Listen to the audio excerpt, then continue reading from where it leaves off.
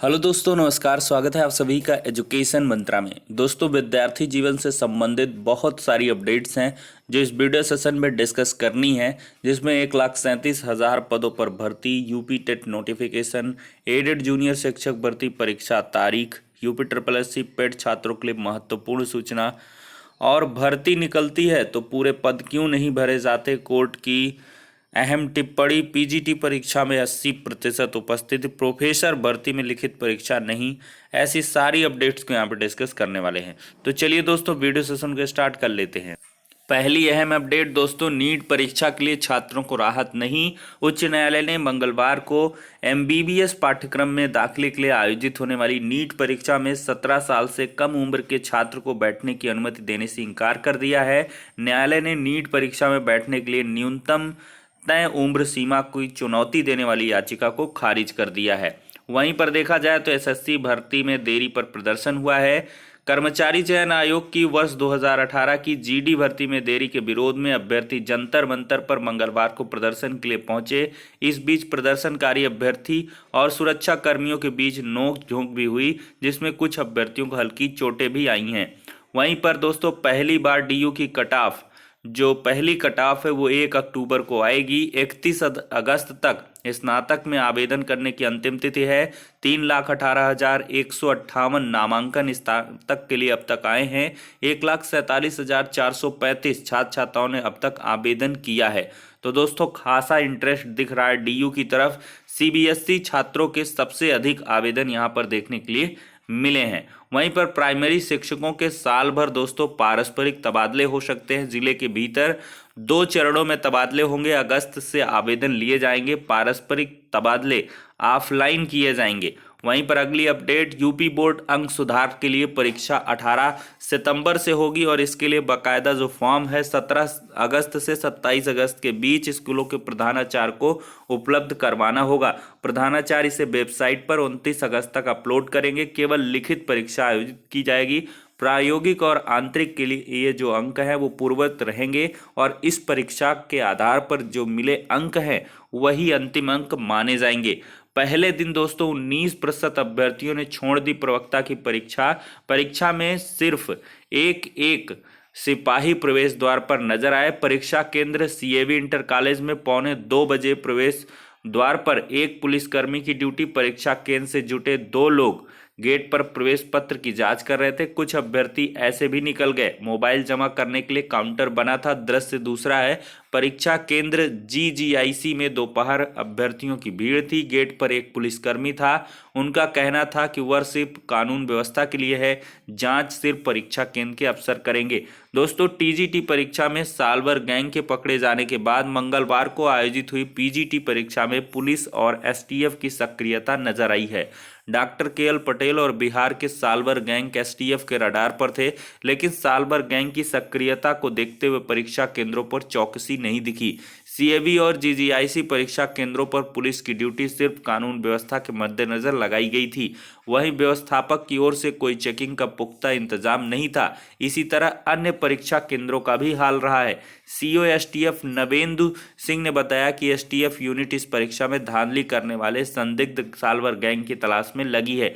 TGT परीक्षा में doctor KL Patel समेत कई नए बड़े नकल माफियाओं की मिलीभगत की जो बातें हैं वो सामने निकल के आ रही हैं। दोस्तों, यहाँ पर देखा जाए तो मंगलवार से शुरू हो रही ये लिखित परीक्षा में पहले दिन 19.27% अभ्यर्थी अनुपस्थित रहे हैं।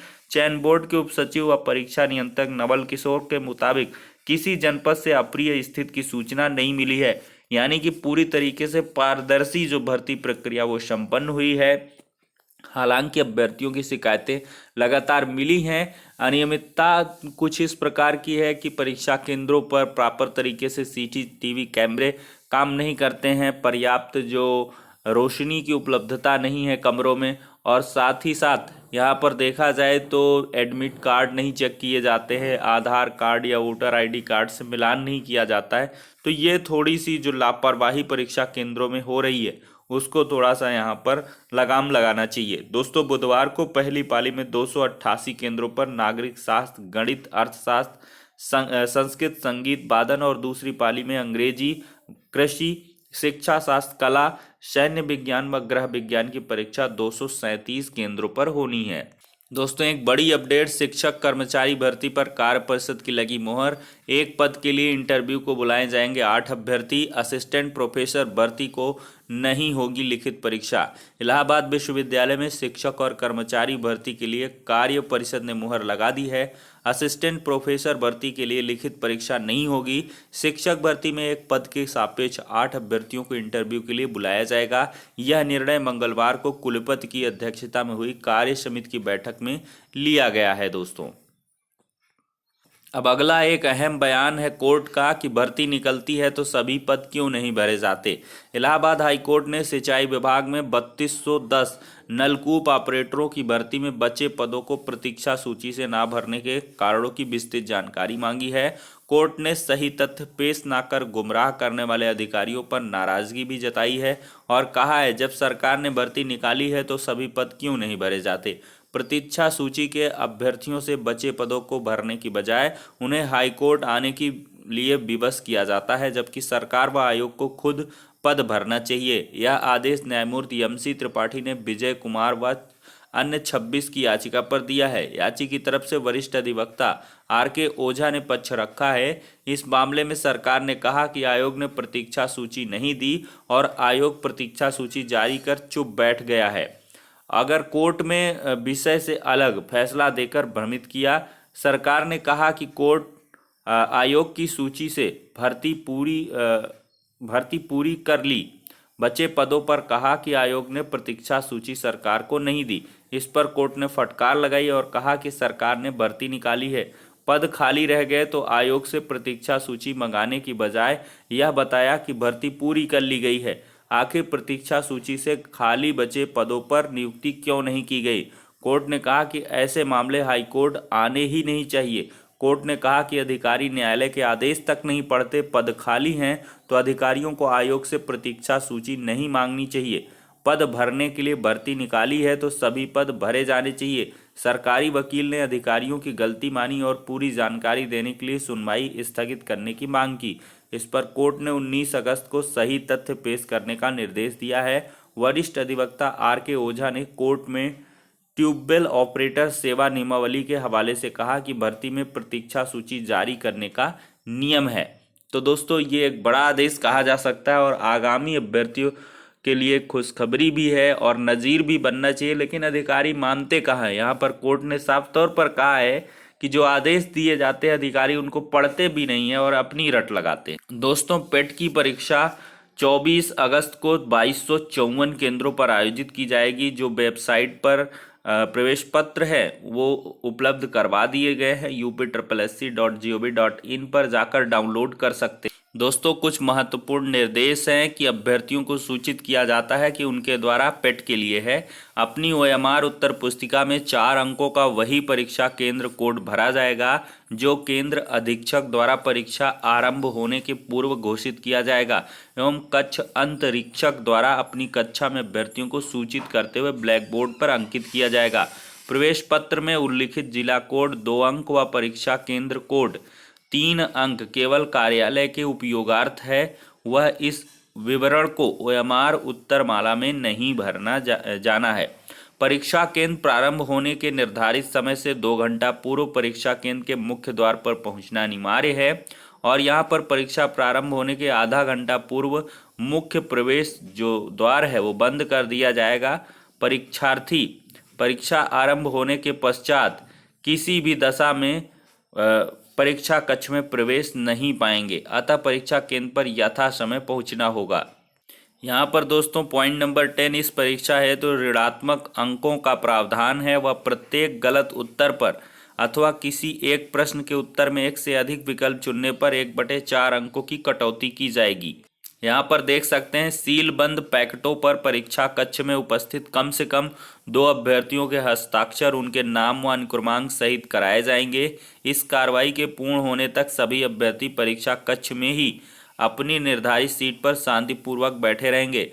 कक्ष अंतरीक्षक द्वारा प्रश्न पत्र पुस्तिकाओं व OMR उत्तर पुस्तिकाओं की मूल प्रति व कोषागार प्रति परीक्षा कक्ष के अंदर ही सीलबंद किए जाने वाले OMR उत्तर जो अभ्यर्थी प्रति अभ्यर्थियों को वापस करने के उपरांत ही उन्हें परीक्षा कक्ष से बाहर जाने की अनुमति देंगे।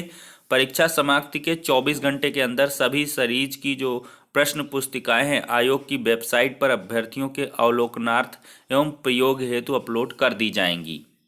तो ये बहुत सारे इंपॉर्टेंट इंस्ट्रक्शन हैं। अब दोस्तों बात करते हैं 1,37,000 पदों पर। यहाँ पर भाजपा कार्यालय के सामने प्रदर्शन हुआ है दोस्तों। 69,000 शिक्षक भर्ती में 22,000 सीटों को जोड़ने के लिए लगातार यहाँ पर प्रदर्शन कर रहे हैं। पुलिसकर्मियों ने सभी प्रदर्शनकारियों को हिरासत में लेकर इको गार्डन में धरना स्थल में भेज दिया।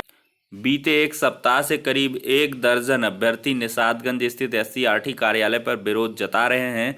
साथ ही बीते 3 दिन से अनशन पर बैठे 7 अभ्यर्थियों में से 4 अभ्यर्थी निधि तिवारी, राघवेंद्र मिश्रा, नदीम व आशीष बरनवाल की तबीयत भी मंगलवार को बिगड़ गई है, जिन्हें इलाज के लिए महानगर स्थित भाऊ राव देवरस अस्पताल में भर्ती कराया गया है। अभ्यर्थियों का आरोप है कि शिक्षक भर्ती के सभी 1,37,000 पदों पर भर्ती की मांग को लेकर करीब 2 माह से वे आंदोलनरत है, लेकिन कोई कार्रवाई नहीं की जा रही है। दिन से धरने में बैठे हैं अनवरत, हमारी कोई भी मांग सुनी नहीं जा रही है। हमारे भाई और बहन अनशन पे बैठे हैं 3 दिन से और उनकी हालत लगातार बिगड़ रही है। कल एक हमारी बहन की हालत बहुत ज़्यादा बिगड़ गई, उनको हॉस्पिटल रेफर किया गया। कल हमारे भाई की भी हालत बहुत ज़्यादा बिगड़ गई, कोई भी उन पर ध्यान नहीं दे रहा है। और आज हमारी बहन वहाँ बीमार पड़ी है इतनी ज़्यादा, अनशन 3 दिन से ना पानी पिया है ना खाना खाया है। 10 दिन से हमारे भाई टंकी पे चढ़े हुए हैं, कोई भी ध्यान नहीं दे रहा है। कोई नहीं आ रहा, आज हमें न्याय कब मिलेगा?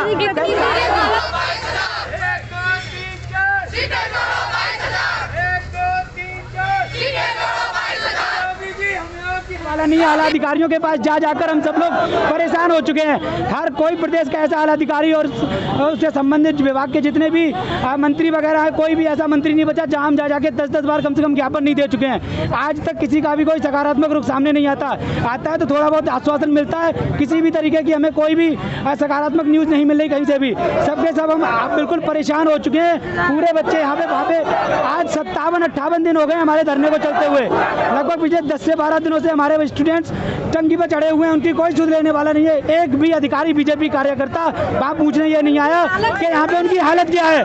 ठीक है, SC/RT पर आपका प्रदर्शन चल रहा था, यहाँ पर हाँ हम यहाँ पे आए हैं कि 1,37,000 के जो रिक्त पद थे, माननीय सुप्रीम कोर्ट का भोला प्रसाद का ऑर्डर था, वो ऑर्डर सुना जाए और वो 1,37,000 पद पूरे करे जाएं। हम सिर्फ यही चाहते हैं। अब दोस्तों यहाँ पर हम यूपी टेट नोटिफिकेशन और एडेड जूनियर शिक्षक भर्ती परीक्षा तिथियों पर जो फैसला होना है उस पर चर्चा करेंगे। दोस्तों प्राप्त जानकारी के अनुसार 2 से 3 दिन के भीतर यहाँ पर PNP के द्वारा प्रपोजल जो तैयार करके शासन स्तर को भेजा जाएगा, ऐसी इन्फॉर्मेशन मिल रही है। तो इसके लिए आज दोस्तों कई सारे अभ्यर्थी मुलाकात भी PNP सचिव से करने वाले हैं। हालांकि PNP सचिव यहाँ पर कोई ठीक ठाक जवाब नहीं देते हैं और ना ही एग्जैक्ट इन्फॉर्मेशन प्रोवाइड करते हैं, लेकिन फिर भी अभ्यर्थी इस बार कड़ाई से बात करेंगे कि आखिरकार कब यूपी टेट के नोटिफिकेशन और एडेड जूनियर शिक्षक भर्ती परीक्षा तिथि पर फैसला होगा। हालांकि जो कल का मतलब कह लें बेसिक शिक्षा मंत्री जी के साथ अधिकारियों की मीटिंग का जो दिशा निर्देश आया हुआ है, उसमें स्पष्ट तौर पर निर्देश दिए जा चुके हैं कि यूपी टेट व एडेड जूनियर परीक्षा पर द्रुति कार्य किया जाए, यानी कि तेजी से कार्य किया जाए। तो इस लिहाज से 2 से 3 दिन के भीतर यहाँ पर प्रस्ताव भेजा जाएगा और परीक्षा तिथियों पर जल्द यहाँ पर आपको एक इन्फॉर्मेशन भी मिलने वाली है। तो दोस्तों इंतज़ार रहेगा कि PNP सचिव जल्द से जल्द प्रस्ताव भेजे और निकट की तिथियां यहाँ पर सुनिश्चित करें। और अभ्यर्थियों की मांग है कि अक्टूबर के प्रथम सप्ताह में एडेड जूनियर और अक्टूबर के तीसरे सप्ताह में या दूसरे सप्ताह में यूपी टेट की परीक्षा करवा ली जाए और अगस्त के लास्ट तक में जो यूपी टेट का नोटिफिकेशन है वो जारी किया जाए। इन्हीं मांगों के साथ आज अभ्यर्थी PNP सचिव से मुलाकात करने वाले हैं। मुलाकात क्रम में जो बातें निकल के आएंगी आप सभी को प्रोवाइड कर दी जाएंगी। लेकिन दोस्तों यहाँ पर उम्मीदें काफ़ी कम ही नज़र आ रही हैं कि अक्टूबर में ये दोनों बड़ी परीक्षाएं आयोजित हो पाएंगी, क्योंकि जो PNP का रुख है वो उस हिसाब का नज़र नहीं आ रहा है। तो इसी को लेकर अभ्यर्थी नाराज भी हैं और इनके द्वारा आज की डेट में कड़ी तरीके से जो मुलाकात है वो की जाएगी और यहाँ पर प्रस्ताव को काफ़ी जल्दी का यानी कि बहुत शीघ्र प्रस्ताव भेजकर तैयार करके तिथियों पर फैसला लेके आवेदन कर परीक्षा करवाने पर चर्चा भी की जाएगी। तो फिलहाल के लिए इस वीडियो सेशन में इतना है, नेक्स्ट में मिलते हैं।